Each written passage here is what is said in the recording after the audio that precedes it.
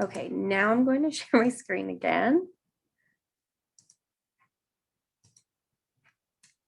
Okay, so this has my email. I'm assuming all of you got my email, so you have this already. So this again is just asking that at least your first name and your organization are listed on your screen so I know who is here with us. Try and stay on mute unless we call on you or you have a specific question. If you're called on to speak or ask a question, please turn on your camera so I can see your face. And then if you're, this isn't true today because Chloe's out of town. Usually I have backup with Chloe. But if you have technical difficulties or need help, please put that in the chat and I can sort of troubleshoot with you. If you have a question during my presentation, you can also put that in the chat. If it's something that is directly about the presentation, I can probably answer it in the moment. If not, I'll just wait till the end. And then we'll have an open Q&A at the end. And you can either raise your hand or you can put the question in the chat. And that will sort of be a free for all. So you can ask me pretty much anything. Ideally stuff that isn't on our website so we can get into the more nitty gritty here. So I kind of already introduced Utah Humanities, but again, our mission is to empower Utahns to improve their communities through active engagement in the humanities. So we consider our main work to be partnering with organizations like yourselves. So a lot of times I personally don't have direct contact with the audience that we're reaching. So my job is to support you, our partners. That's what we really think of as truly important. And we have all different kinds of partners that put on all different kinds of programming. So who may apply? As far as I could tell, many of you are pretty obviously eligible for our funding. The main thing is that we don't fund for-profit groups or businesses, and we can't give funding to organizations out of state. Sometimes there are groups out of state that want to, for example, like bring an exhibition in and do some programming. This is a great opportunity to kind of leverage resources nationally, but there needs to be a local partner. So you're welcome to partner with out-of-state organizations, but a Utah organization would need to be the main partner. So our focus areas for grants in particular are community improvement. So the project has to address a need in your community. This may seem obvious to you, but in your grant application, we're really looking for you to articulate why this is important. Why your community specifically needs that. And your community can mean a lot of different things. It can mean, a marginalized group that lives in your geographical area. It can be, a county, it can be a city, you can serve the state as a whole. Just make sure to kind of articulate so we know, because not everything is obvious to us. It has to have active engagement. So we do not fund lectures. If it's just someone talking at a group, that's not what we want to see. Our big thing is an exchange of ideas. So when you're thinking about a project or when you're presenting a project, the most important thing for us is that there's going to be some sort of active engagement. So if you have someone coming to speak and it's a renowned scholar, make sure that at least half of the event or the project is devoted to allowing the audience or participants to engage with the other person. So there's an exchange of ideas. So think of things as generally, if you think of a panel or a lecture, try and convert them more into a discussion or a conversation. Rural programming. We definitely are focusing on serving the whole state. And we're based in Salt Lake and we only have a staff of 10. So it's difficult for us to get into some of these counties that are especially rural. We really want to support our partners who are serving rural audiences. So if you can kind of highlight that, that's helpful. It's not an end all be all. You don't have to serve rural audiences to get our funding, but that is one of our focuses. Underserved audiences. This can mean a lot of different things. In Salt Lake County, it is historically marginalized groups like Pacific Islander groups, African American groups, kind of the ones that are a little more obvious, that are minorities in this county. Underserved audiences can mean something very different for a smaller part of the state. So I think for us, it's more just you articulating what you see as an underserved audience, because we really are looking to reach all different kinds of people. Your project has to use a humanities scholar or an expert.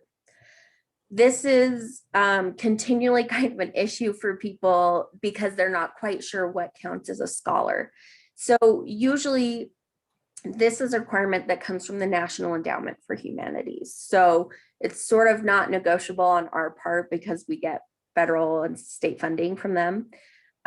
So when you're thinking about at least having one humanities scholar or expert, this person generally needs to have a higher degree in a humanities discipline. And that can be a master's degree or a doctorate. And these disciplines, there is a list of disciplines on our website and our guidelines. But for instance, history, art history,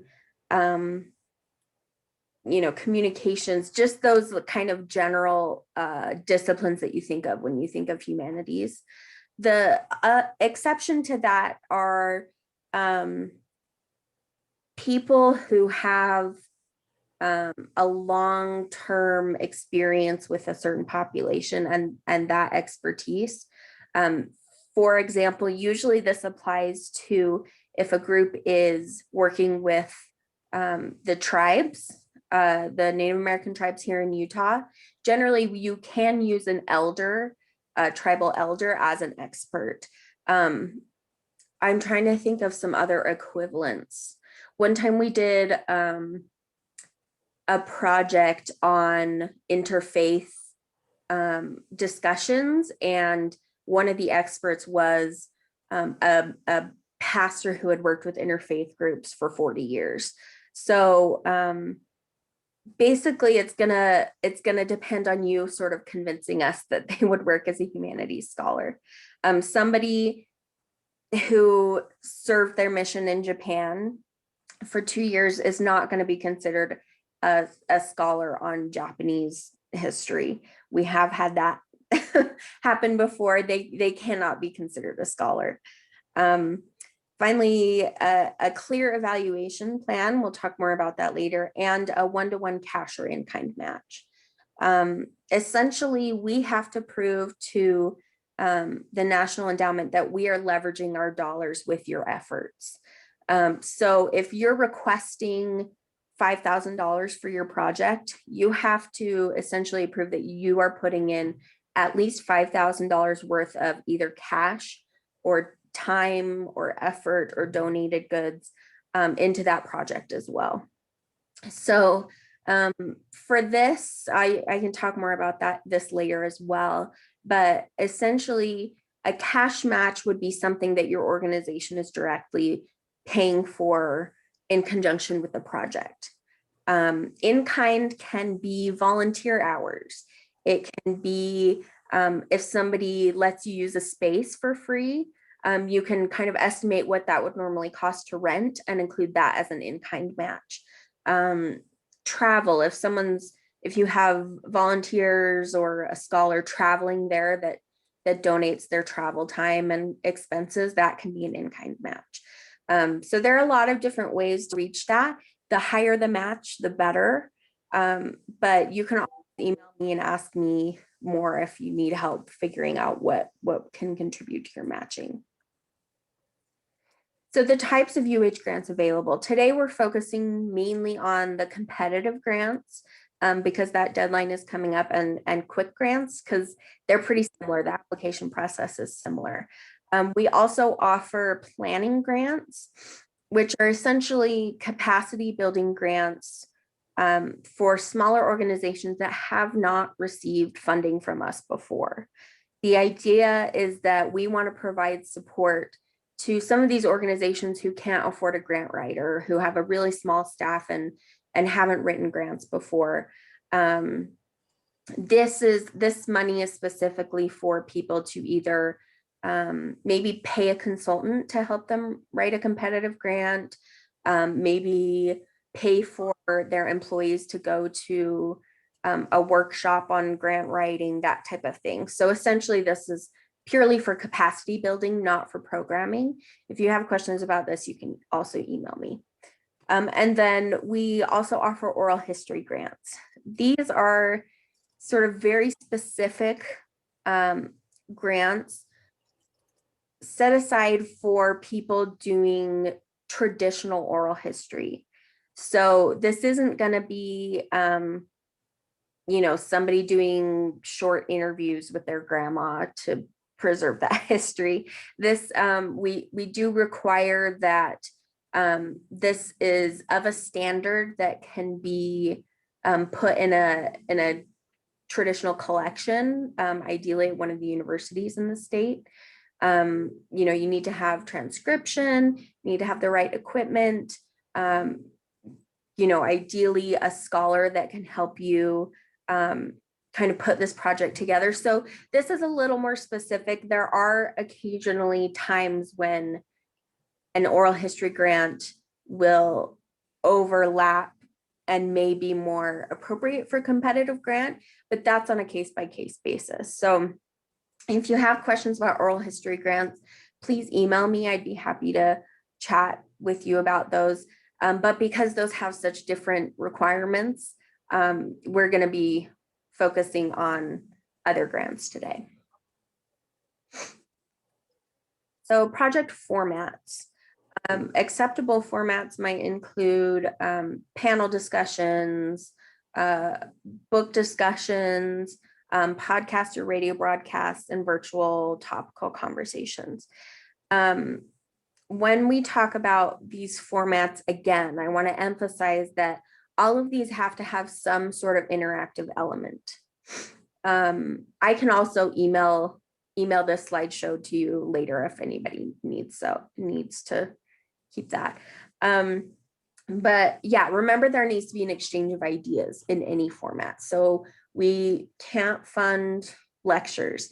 We also will not fund the production of visual or performing art projects. So occasionally we'll fund things like an art exhibit that includes public programming for people to discuss the art or the art history involved. We cannot pay for the actual creation of the art because that is not the humanities. So if you have questions on that, always email me and ask and make sure. Sometimes there's a confusion between art and the humanities. We are focused on funding projects that help people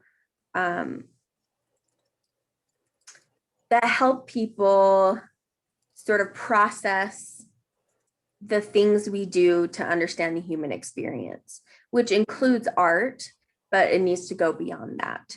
So for instance, we fund the Utah Shakespeare Festival almost every year. We do not fund the production of the plays.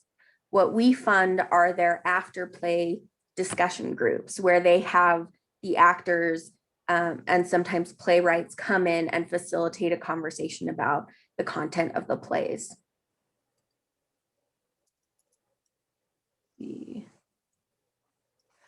Okay, so these are sort of some general tips I'm going to share about grant writing. So first of all, confirm that you're eligible. Have a clear idea of your vision. make sure your goals match the goals of the grant program. So sometimes we will get people who think that we're a humanitarian organization because they get confused with what humanities is. Just make sure that when you're thinking about your project and you're looking at an organization that provides funding, make sure that you're looking at their mission, at their About Us page, so you know that it's a match. No one wants to waste their time on this type of stuff because it's a lot of work. Dedicate enough time and resources toward writing a good application. This means, giving yourself a few months to really outline what you want to do, to know what your goals are. Give yourself time to reach out to the grant administrator, which is me. I always love to hear from people. I like to answer questions. It's helpful for me when I receive your actual grant application, if I've heard from you before and I kind of know what your background is and what your goals are. Ensure that you will be able to fulfill all matching and reporting requirements. So many times people will apply for a grant and the end is that you get the money, right? Make sure when you're applying for a grant that you're able to complete their reporting requirements. So it goes beyond just after you get the check. We do have, a final report form. We ask for a lot of information, partially because we're also accountable to our state legislators. We're accountable to the federal government. We have to the reporting information that you give us, in turn, we have to report on. So make sure you have enough time after the project to provide a good report, because to be honest, if you're not fulfilling all of the reporting requirements, it can burn bridges for the future if you want to apply for a grant again. So here's some do's and don'ts. Some do's, I won't read through all of these, but get an extra set of eyes and proofread really well. Also ask questions and get feedback. So in this case, we always require a draft application. The reason we do that is so I can go through and give you feedback. And that is, I consider that part of my job.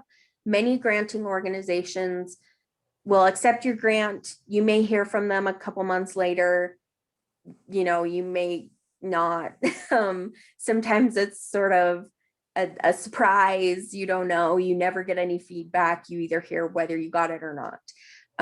For us, because we're a state organization, we consider ourselves, here to support you. That's part of my job, to give you pretty extensive feedback so you can revise your application and submit it again, which not very many places do. So use me as a resource. And I'll be honest, sometimes I can get behind, but I always like reminders. So feel free to email me anytime. I can also do Zoom chats to help you kind of create a project that is more competitive.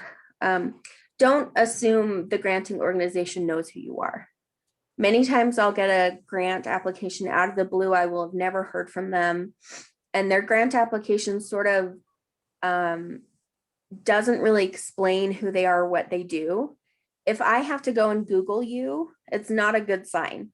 Your grant application, you should assume that you're applying to somebody who's never heard of you, who doesn't know what you do, doesn't know what your mission is. Make sure that you're really articulating those things.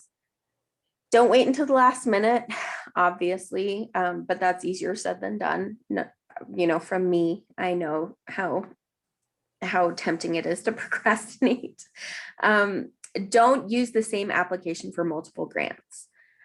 Essentially, this is a don't copy and paste. If you're applying for other grants, there are some sections that may be appropriate to cut and paste, like your mission or your goals, your project description, but we can always tell if you've used language that is directed towards another grant program for ours, because we have very specific goals and a mission that if you're copying and pasting, it sort of feels like you're not as invested in what our goals are. don't overstate your cause. Essentially, don't claim that you're saving lives if you're not. I have some that you're that the people who applied were sort of implying that their project was going to do a lot more than it was. So basically, be reasonable, be realistic. We're not only going to find incredible things with $2,000. We just want to see that you're making efforts in your community. So your evaluation plan. This is a section a lot of grantees overlook, and we'll just say, we will hand out surveys at the end. For us, we're looking for more in-depth information. So there's two types of information that you can get from an evaluation. One is the data, which is the outputs, and these are the butts and seats. So either, the number of events, audience numbers, and this, can be if you're creating a podcast, it's how many listens you get, how many people subscribed, that type of thing, your social media reach. We want that information, definitely. But what we also want is to see the effort put into getting what your impact is. So the outcome will answer a question. It's not going to have a number. Sometimes it's very qualitative. Did participants learn something new? Has the issue you talked about in your application improved? Did you reach your audience targets? So these are a little bit deeper questions designed to get you thinking about your overall impact. And I, of course, don't expect that you're going to get, thoughtful responses from every one of your participants. That just doesn't happen.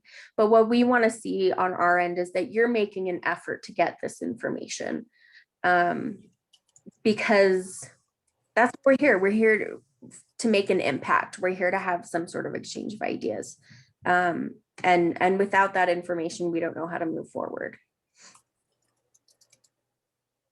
Okay, so here's what I'm going to do. I am going to go through the actual application process online. This is a little plotting, but it seemed like a lot of people wanted to go over this. Let's see. Hopefully I can find this. There we go.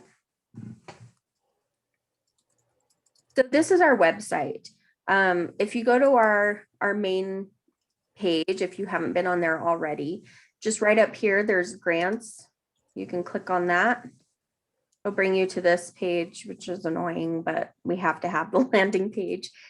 And if you click on the apply now, this will have, ideally as up to date as possible information on all of our grants.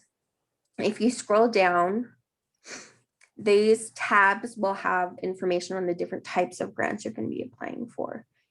Today, we'll talk about competitive grants. This has usually important information. Competitive grants are awarded up to $8,000. The most important part are these forms. So these are documents you can download that will give you a ton of information. Almost every question that you can ask is answered somewhere in here. So really look through these carefully. The guidelines for competitive grants and your grant instructions and checklists are going to be the most helpful. These are sort of pre-application viewing, and these are all of the things you'll need once you're funded. So remember this page because you'll want to come back to it later. It has all the forms you'll need. So here I'm going to click on apply now. So this brings you to a page where you choose which one you want. I'm going to register for a competitive grant. So this is where you're going to put in your information. Let's do Utah Humanities. and register. Okay, so this is then going to bring up a screen, which is really important. Sometimes people assume that they're going to create an account or have a login. Our system doesn't work that way. This link is going to be something that you're going to want to save somewhere. You will get an email that will say, thank you for registering for a Utah Humanities grant, and it will have this link. So save that email. Sometimes it will go to a spam folder, but this is how you are going to actually go back in and edit if you need to. If you need someone else to look through it, you can give them this link. This is important. So to just proceed with your application immediately, you can just click on this and it will pull up the application page. So this is the full application. I know this is a little clunky. I wish there was a more user-friendly way, but if you have any issues with this, you can always email me. So essentially, you're going to expand, make sure all your contact details are correct, and you're going to save and validate each section. And there should, after you do that, there should be a green check mark. You're going to have to do this to make sure all of the sections are complete. Sponsoring organization. This is your organization information. One thing is the DUNS number.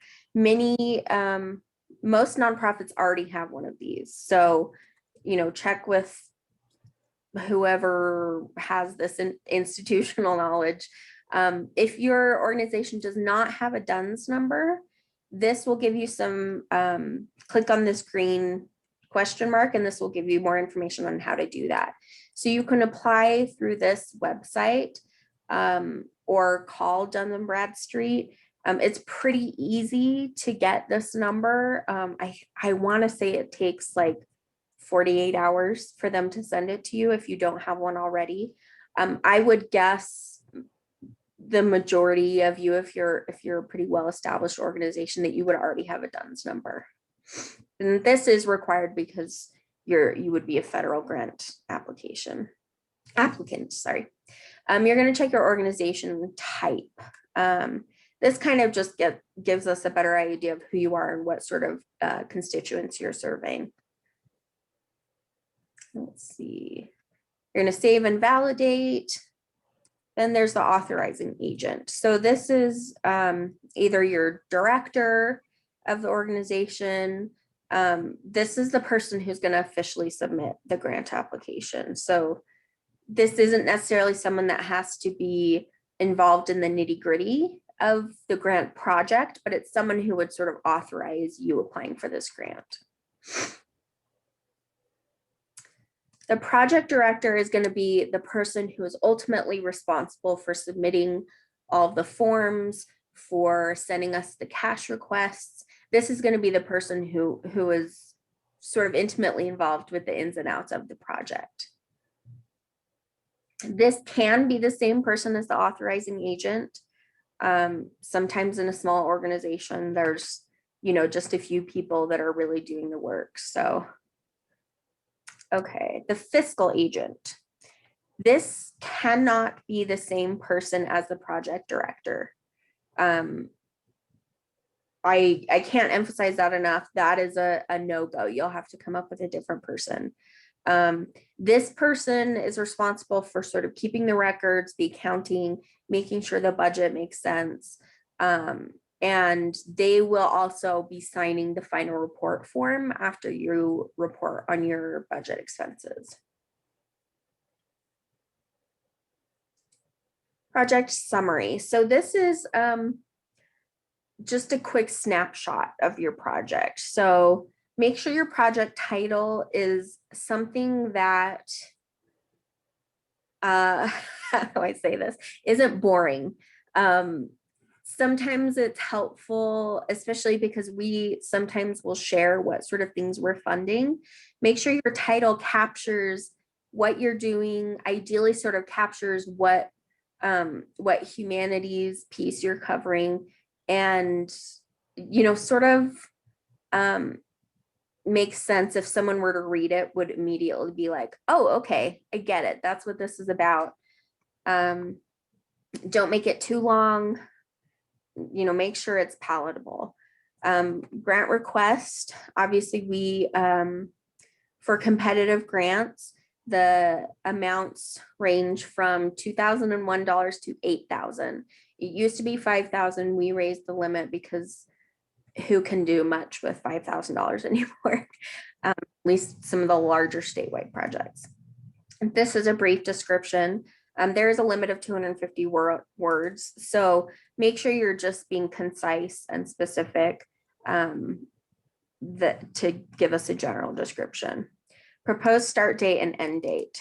For our competitive grants, your proposed start date has to be after June 1st, which is when we will notify you that you've gotten the funding. We cannot pay for work that started before that period, unfortunately. So if you're starting your project in February, but you don't get grant funding until June, we can't pay for any work or expenses that happen before June. The proposed end date. So many times people will put this in as like the last day of their final event.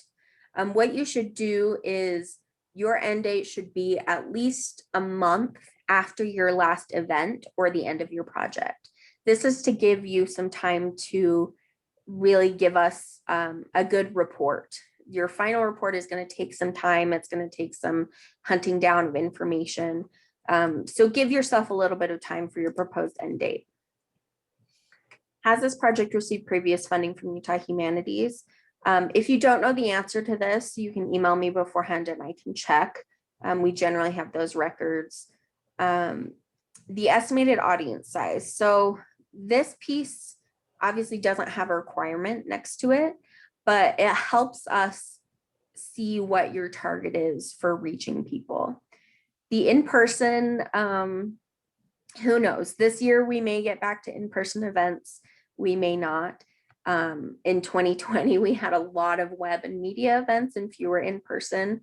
This is just an estimate. We're not going to hold you to this number, but it gives us a good idea at the beginning of what you're going to try and do. Media would be things like if you're doing a radio broadcast, how many people you think it might reach.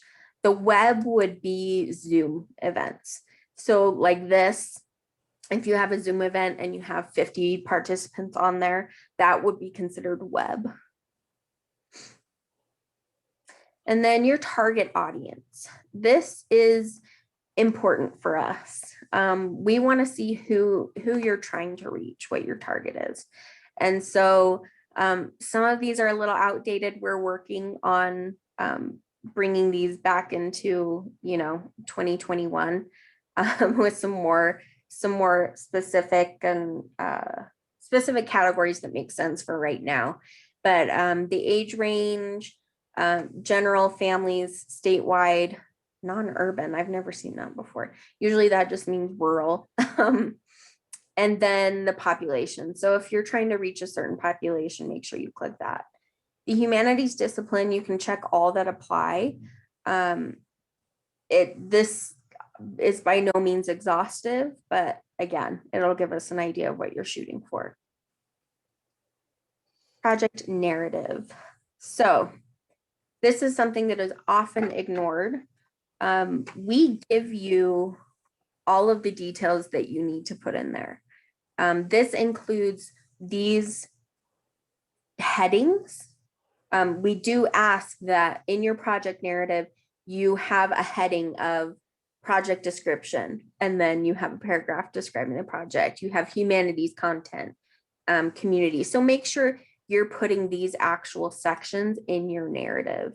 If you don't have this part of your feedback, I'll be coming back and say, please revise your narrative to be in these sections.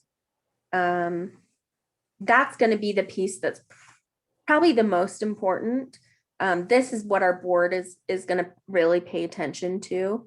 So this is where you have a chance to sort of tell a story to kind of capture the imagination of our board. So, you know, if you have some ways to kind of personalize it, especially when it comes to like your community need, that's going to be important. That's also the place where you really want somebody to read it after you've written it and to kind of give you an idea of what makes sense and what doesn't. The schedule of events, you can enter events.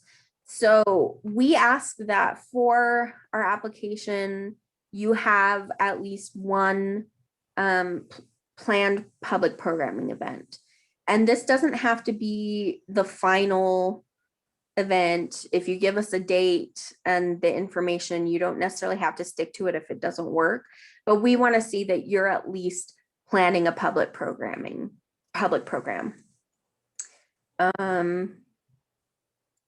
Ideally, the more events, the better. Sometimes that's limited by, you know, the budget and who you can actually reach, or if there's in-person options or not. Each event does have to be entered separately. And this will be something that later on you will need to enter individual events for our reporting purposes. And I'll talk about that afterwards. Scholars. This is where you're going to add your scholars. Not everyone who's in this section is going to be the scholar that I talked about before. So there has to be at least one humanities scholar. And this is the person who has some sort of higher degree in a humanities discipline. There may be other people with expertise that are going to be providing some input on the content of your project. Please list those as well. So for example, you guys are all, you know, nonprofit professionals. If you have some type of expertise that you're contributing to the project, you should be listed. You know, the more scholars, the better. Also, make sure you're not just listing a professor from somewhere and not utilizing them. This person should know that they're being put on an application, and they should be involved. Ideally, sometimes it's helpful to have that person also review your application. And make sure that this is fully filled out. Some of these don't have a red star requiring you to fill them out, but we really, the board especially, because many of them are scholars, will look for this specific information, like their degrees, their current employment, their disciplines, as well as their role in the project. This is actually pretty important for me, especially. I read this pretty carefully about what their actual role is. Detailed budget. So this is a piece that I don't consider as fun, but it's necessary. We provide some of these budget lines that will kind of help give you an idea of how to outline what your costs are. Again, these are estimates, but they should be educated guesses. We're asking that if you're requesting this money, you've kind of done a little bit of research on how much things are going to cost you, what you're actually planning on spending. We do have some limits on these. For example, honoraria, we have a limit of $500. And this is all in the guidelines form that I showed you back on the grants page. Travel expenses, there are certain limits on that. Our funding can't be used for refreshments, alcohol, arts and crafts supplies, or overhead costs. And if you have questions about that, you can always email me. Here, many people try to explain the expense with like a paragraph. This will cut you off. So right here, this explanation of expense should only be a few words. It should not be a full explanation. Where your full explanation should go is this budget narrative. And this is where, for example, if you are if you put, you know, $600 in the printing section that you are wanting to spend, we want to know why you're putting $600 in printing, what you're printing, how much of what you're printing. So some of this should really have some research behind it. And this is where the budget narrative, you kind of justify all of the expenses.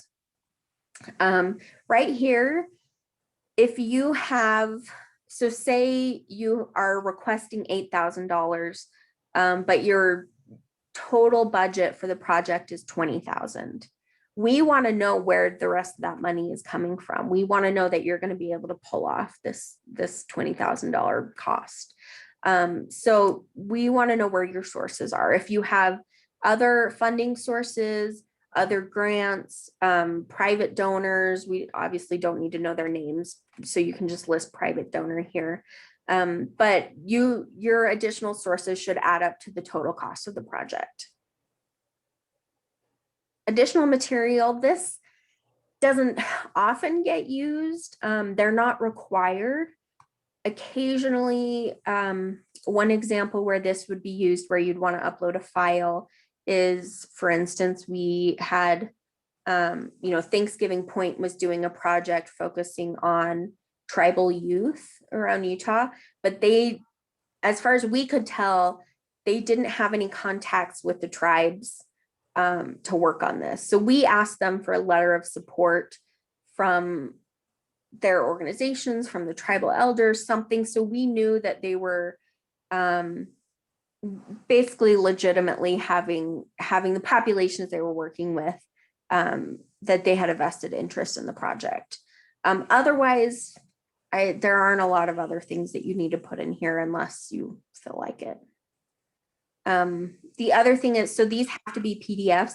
If you do want to put one in here, it's also helpful sometimes if you just email them to me, just so there's no technical difficulties and I have that information. Evaluation and publicity. So this is basically just you're checking off what you agree to do, that you agree to make a good faith effort towards collecting audience evaluations, publicity, that you're notifying us of any events that you do, that you're crediting Utah Humanities in the appropriate places, that type of thing. And then compliance and signature. Basically, you're acknowledging compliance with our guidelines. Only the authorizing agent can sign this. And thus, obviously, they just type in their name. So these are pretty important. On March 1st, which is our competitive grant deadline, what you're going to do is you're going to submit a draft. Do not submit final. Once you submit a draft, this means you can still edit it after I send you feedback. So when you submit a draft, I'll be able to view it. I will send you feedback in an email, and then you can come back with that link that I showed you originally. You can come back and edit your draft. Don't submit a final until after you've revised everything and you're ready for us to review it. You can save draft if you want to come back and work on it later, if it's before the deadline. But yeah, essentially, if you don't submit a draft, we won't consider a final application. That's just how it is. Okay. Let's see. So, any questions about specifically the application process? No? Awesome. I'm sure many of you will have questions afterward, but okay. Oh, Susan, go ahead. I apologize if I missed this, but can multiple people work on the application simultaneously? So no, not simultaneously. Okay. So multiple people can work on it, but just not at the same time, because it will kind of screw things up. So if you've put in edits, make sure you save your draft, and then another person can go in and do the same, but don't be working on it at the same time, because it sometimes will screw things up. And then my director would be my authorizing agent. So I could do all the work on the grant and then send it to her to authorize. Is that how you suggest that works? Yeah, yeah. Or, if she's seen it, I'm assuming that's Erica. If she's looked it over, you can sign for her because it's Okay. typing her name. But yeah, the idea is that your authorizing agent knows about Applying. and Okay. authorizes it. Yeah, thank you. Okay. Any other specific questions about application process? No? Okay. So we have two options now. One is I can put you into breakout groups and give you some time to discuss your own projects and get feedback from each other. I can also, the other option is to spend some time actually looking at a previously successful application. Do you guys have a preference? Would you like to see a successful application that kind of gives you an example? We can go through everything. I like that idea. Okay. Okay. All right. Sounds like we will go ahead and do that. So I'm going to share my screen again. May I ask one more question before we Yeah. start? Yeah, please do.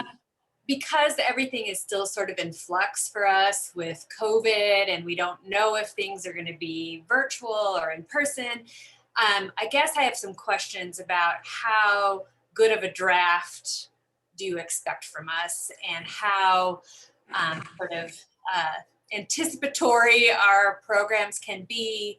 It's an unusual year for all of us, and so we're still trying to decide what we're going to do. And so Yeah. how would you advise on those sorts of issues? So what I would suggest is if your programming is not for sure one way or the other because of unforeseen circumstances, put that in your narrative description.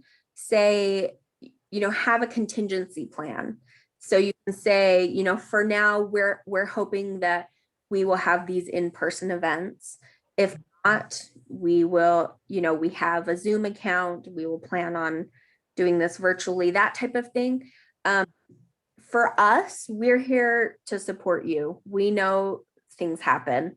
When the pandemic hit, my first plan of action was to email all of our grantees and say, we're here to work with you. If you get funded, we had people who had put deposits down on physical spaces. We're not going to make them pay back that money that they lost.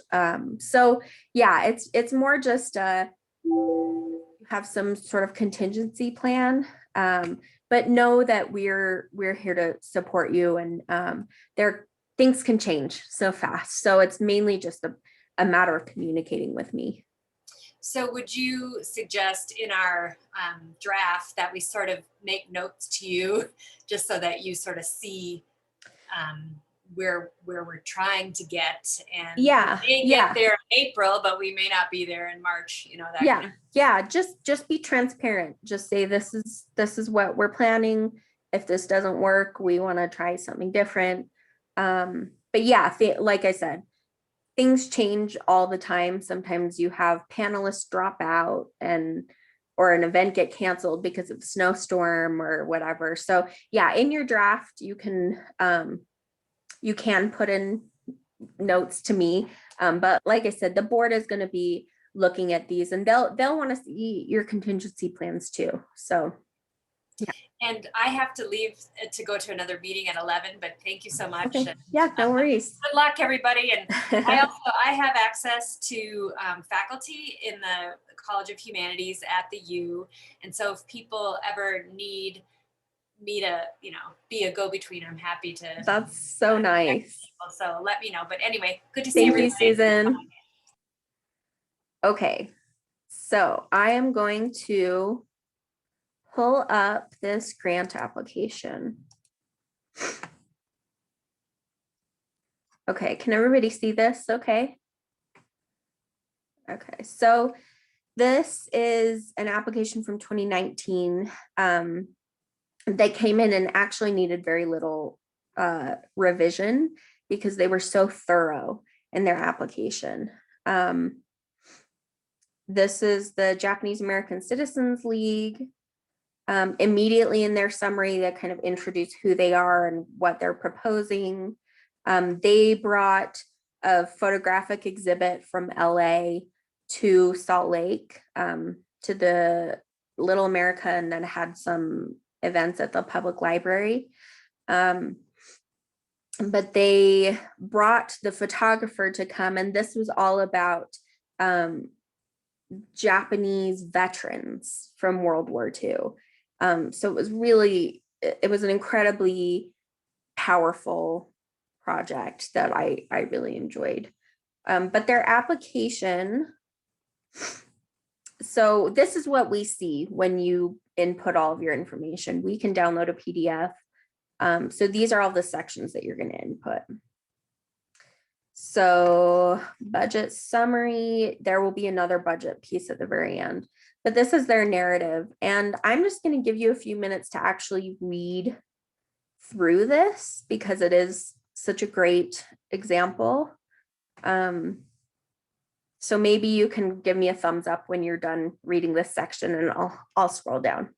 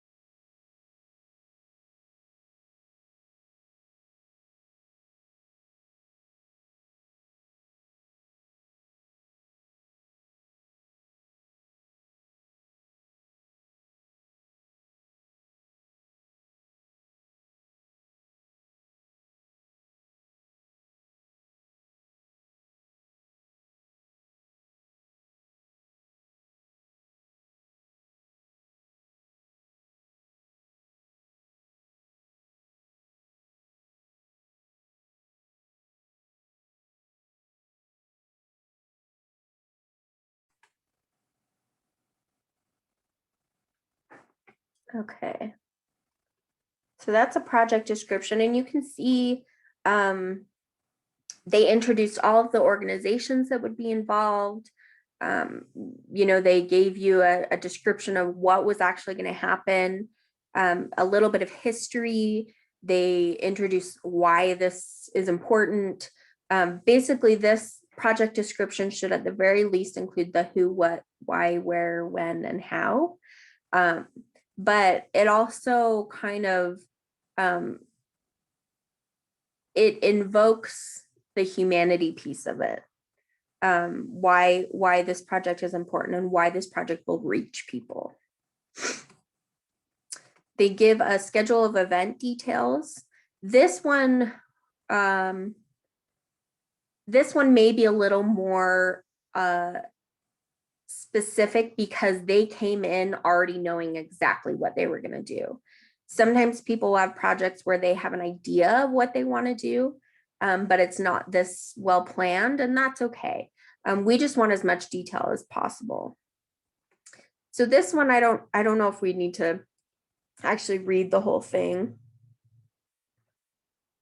but they did give a pretty good description of what was actually going to happen, which was helpful. Then there's the community and humanities content. I'm going to have you guys read this because these are sections that are pretty important to us. So again, just give me a thumbs up when I need to scroll down.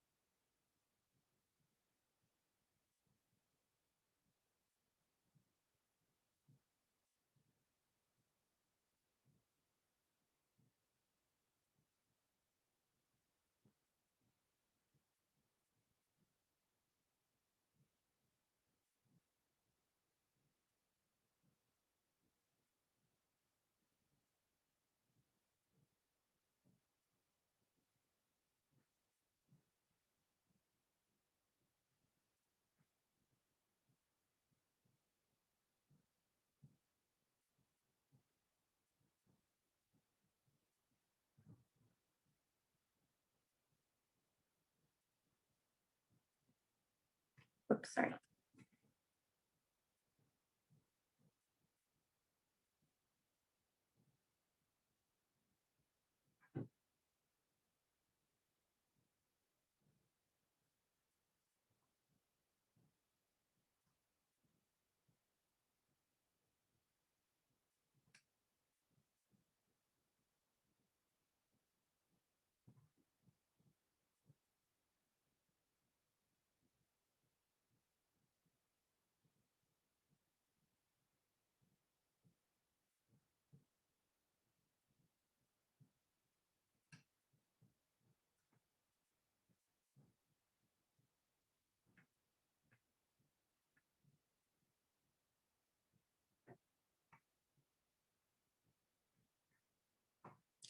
Okay, so you can kind of see, especially in the humanities content, so they take a minute and they actually include the specific disciplines that they are planning on covering, but they also kind of give an idea of why this humanities content is important in the context of today. So they talk a lot about the history of what happened, of why they're covering it, but they also talk about, for instance, bringing in like the holding of immigrants at detention facilities, why this project in particular is important to our kind of modern sensibilities. So here you can also see they say we are still fleshing out the full content of a panel discussion. So this may be a piece where you say, this is what we're planning on. This is what we'd like to do. We'll let you know more if we're funded, that type of thing. Okay. So go ahead and take a minute and read this issues and improvement section. I really like this section, and then we'll move on to the promotional plan and evaluation.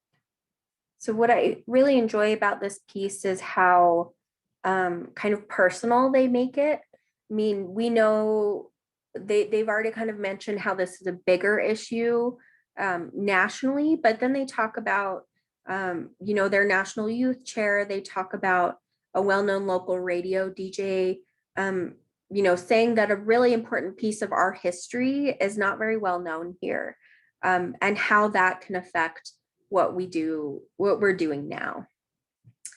In their promotional plan, not all promotional plans need to be this detailed, but they really go into where they're using the Utah Humanities logo, how they're reaching out to their target audiences.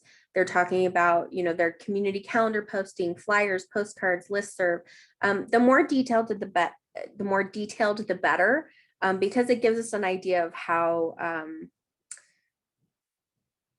committed you are at really reaching your target audiences. And then finally, the evaluation. We do expect maybe a little more detailed evaluation plan than this one has. So they talk about distributing evaluation forms. And in this case, this was in person. Like I said before in the presentation, we really want to see that how you're collecting your data, your outputs, which is, the number of people, the number of events, that type of thing, how many views you had, but also how you're going to ask the questions and get to the heart of the matter, which is the impact of your project. So this can be, you may interview several participants to see in depth what their reaction was. This can be giving examples of the in-depth questions you're going to ask on your evaluation forms, so we see that you really are going to try and collect this information. That will be helpful. Okay, so this is the section that I showed you online where you're entering all of your schedule events and activities. You know, in general, the more the better, because we want to see that you're reaching a lot of different people, but we also want, we don't need you to go beyond your capacity. So if you're going to put on one or two really well-planned intensive events, that's fine. That's going to be good enough. Just make sure that the funding you're asking for matches what sort of output you're putting into the community. So we're not going to want to spend $8,000 on one event. But you know, you're making a case for why this request would be justified. And like I said, the more detail you have, the better. It doesn't have to be finalized, but as much detail as possible is great. Here's the Humanities Scholars section. These guys did a great job of really putting in everything they knew. So their role in the project, their current employment, what disciplines they're covering with these scholars. They had several scholars involved. So that's going to be an important piece for the board, especially if you have more than one scholar, to make sure you have all of that detail in there. And then finally, the budget. So this shows first the request. So that's how much money they're asking for from us. Their cash match, which is what money they are actually putting into it and what they're paying for. And then the in-kind match. So this is coming from other organizations essentially donating things towards the project. So in this case, a big piece of this was $2,800 for the rental. So they were able to get spaces donated to the project or have someone else pay for that to kind of leverage our dollars. And make sure, I mean, really think thoroughly through this, because like I said, the higher the match, the better. Our legislators really love to see, you know, when we leverage our, you know, state appropriations dollars, they love to see that, like, you know, our $10,000 was matched with $30,000 from other community partners. It's just a great way to show our legislators that we're really doing great work. Budget detail. So this is where you're going to be a little more detailed about what you're actually spending. Like I said, this is where the explanation is. These do get cut off, so they should only be a few words. Oh, one thing I was going to tell you guys. So volunteers, many projects will have volunteers. The federal rate for volunteers right now, I believe, is $25 an hour. That's, I think, pretty high for Utah. It also depends on what your volunteers look like. If you have a scholar that is volunteering their time, somebody that's an expert, or, you know, someone that is a professional renowned in their subject, their volunteer hours may be worth closer to $80 or $100 an hour. If you're having teenagers come and help you set up for an event, their volunteer hours may be more like $15 an hour. But in general, if you have questions, the federal rate is $25 an hour. Feel free to email me if you're wanting to estimate what your volunteer hours are worth. But that's just a little, I get a lot of questions on that, so I wanted to cover it. Yeah, so they're very specific about what the funding requests are for. And then they're also, they list their additional funding sources. They did not, in this case, list the funding sources for the entire amount. For instance, like they put in their in-kind match, they had $2,800 for the rental space. If this is coming from, like, Little America or the public library is donating their space for this project. Here they would put Salt Lake City Public Library in-kind donation for venue, $2,800. So keep that in mind that you're including all your funding sources. And then, like I said before, this detailed budget narrative, this is a section where you can go more into detail to justify the ask. This is where, you can say, if, we requested $600 for printing of advertising flyers as well as brochures for participants. This is estimated on a $8 per brochure for this many people, that type of thing. This also, they talk about their opening reception, but then mention that there are certain things that our money isn't going to be used for. For instance, we don't pay for like refreshments and alcohol at a reception. So they're showing me that they've read through our guidelines pretty carefully. Okay, that is the JACL application that was successful for us. Any questions I can answer about that? No? Okay, well, we have around 20 minutes for just an open Q&A. If you would like specific feedback on a project, I'm happy to answer. If you have specific questions on what you want to do, yeah, we can just have a free for all. You can either put it in the chat or you can raise your hand or just take yourself off mute and ask a question. Yeah, Lori. Hi, Karen. We're refurbishing our Murray Mansion for the museum, and we want to do a new Native American display panel that will be there the whole time. It won't be moved around at all. Is Okay. that something that we need to have any interaction? I mean, I feel like the interaction will be with those that are seeing it and reading it and what have you. And I feel like it's an okay project. Is that? Yeah, so you're talking about funding of the actual permanent exhibit? Okay. So the short answer is probably not. We wouldn't fund a permanent exhibit just for an ongoing participation type of thing.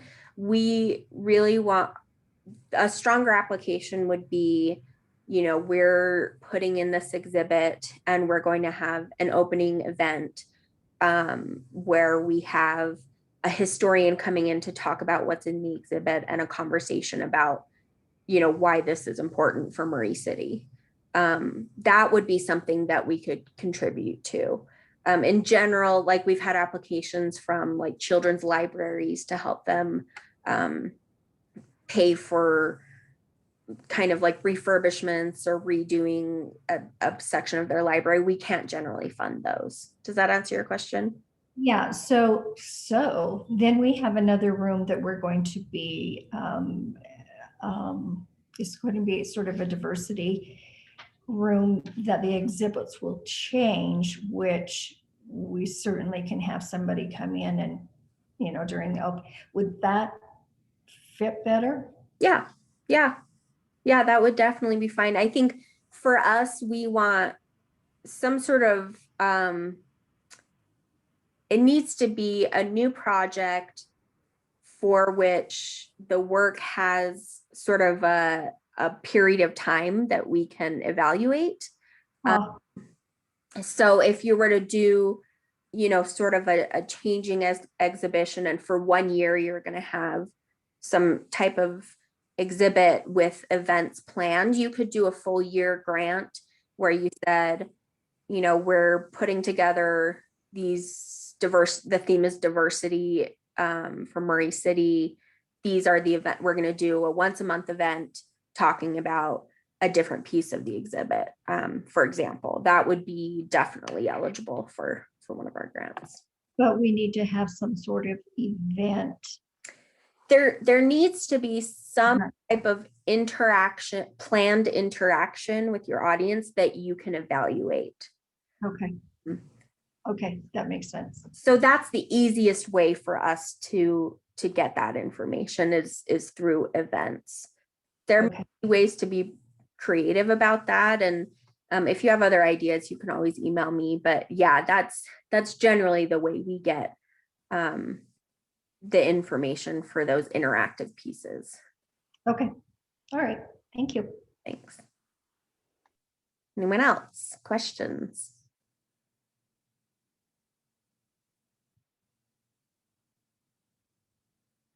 No? No questions? Oh, Ruth.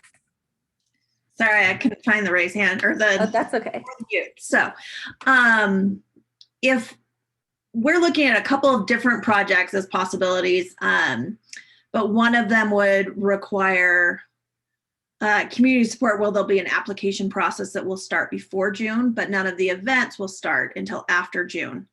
Is that still okay as long as none of the money goes to, I mean, all the money has to go to post-June things? Yeah, that's fine. That's fine. And I would just explain that in your application, say, we've already begun the process of collecting applications from participants or whatever. Our funding request is for the content of the project that's happening after June 1st. Okay. Amy, go ahead. For some of the scholars that we will use for the project, we might not know them by the time that the grant is submitted. Can we give an example of a scholar that we used in the past for a project? So, and that's another question. This is an ongoing project that will, so it will continue after June 1st. And